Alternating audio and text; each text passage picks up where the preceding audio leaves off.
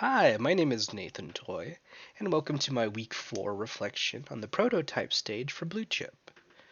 So, when it comes to the prototype, essentially what you're taking is one of your ideas from your define and ideate stage, and you're putting it into practice, right? So, you're making a rough estimate on what it is that you're going to be doing and how you're going to do it.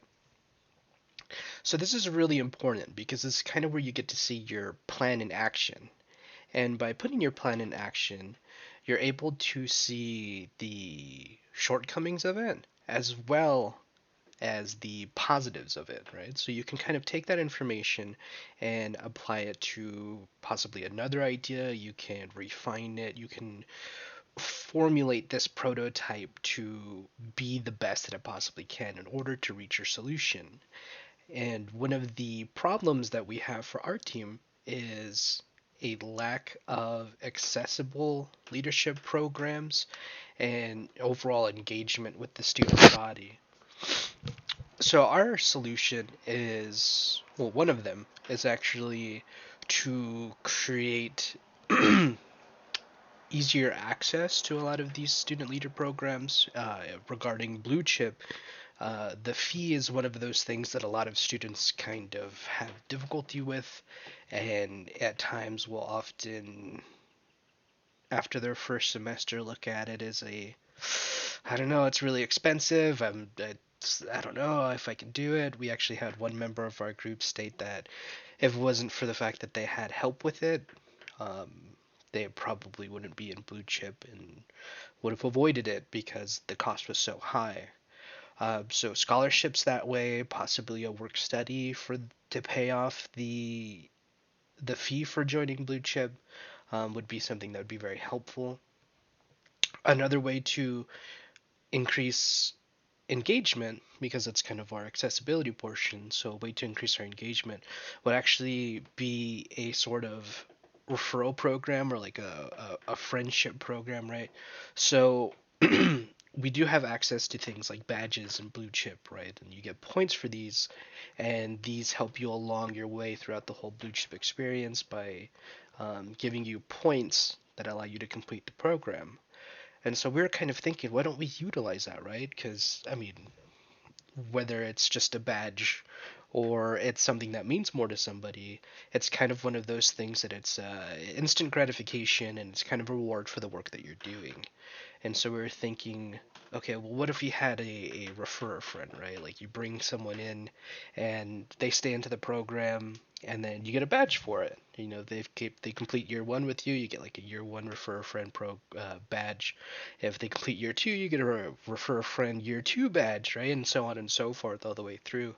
And so kind of to build this unity, right, this kind of community and everything. And you can bring as many people, and we thought like, oh, why don't we give like t-shirts for it or stickers or pins, something like that, like, oh, I referred a friend, and a little celebration for it. So at least that way people going through these programs, one, don't have to do it alone, and there's this um, feeling of like you're doing it as a unit as opposed to an individual, and you can kind of have this instant feedback where you can text your friend and be like, oh man, I was having a lot of difficulty with the empathize stage, and your friend can be like, oh well, I figured this out, right? So you can kind of have that community and that building and that learning together portion of it.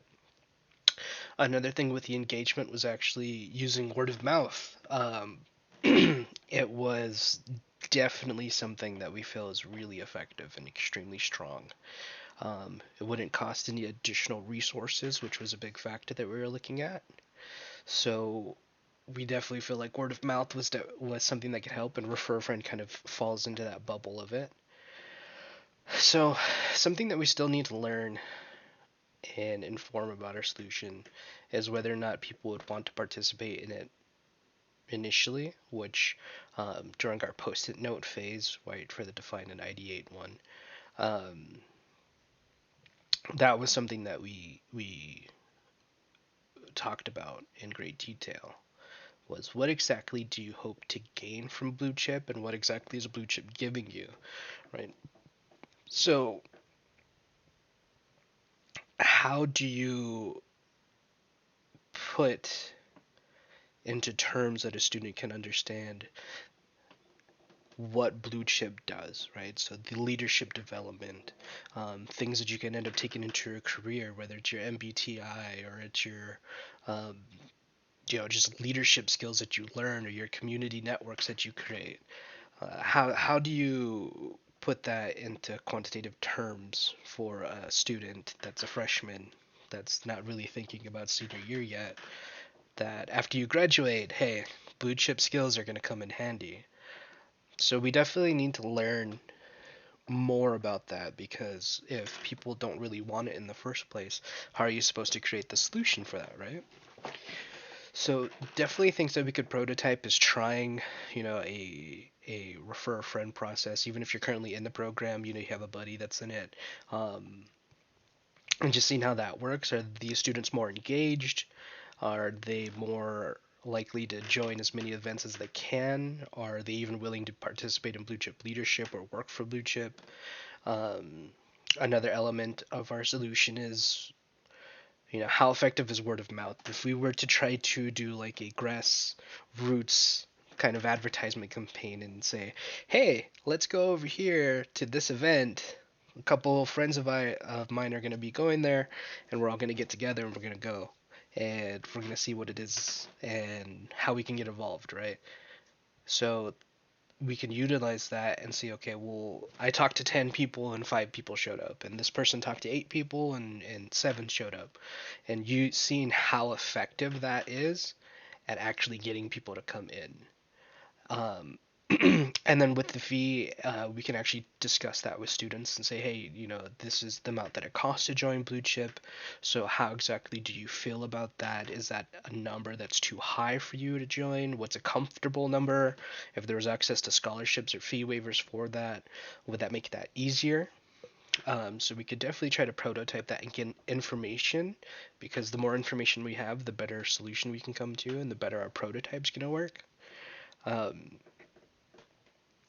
and that ties in really to gathering user perspective on this prototype, right? Because all that information that we collect, whether it's how many people attended an event after how many people we contacted, or how the fee dissuades people, or even how people feel about leadership and what they can garner and gain from Bluechip in the first place, whether that's with a friend or as an individual, will be able to allow us to specify what it is that's preventing people from being as engaged at the campus or even joining Bluechip in the first place, right? Because not everybody wants to be a leader, some people could just want to be involved and not have to lead. So maybe we can find more perspectives into that and figure that out. So I just want to say thank you for watching this video. I know it was a little bit long, but this week's reflection was also pretty long. Um, so thank you for watching, and I hope you have a great day.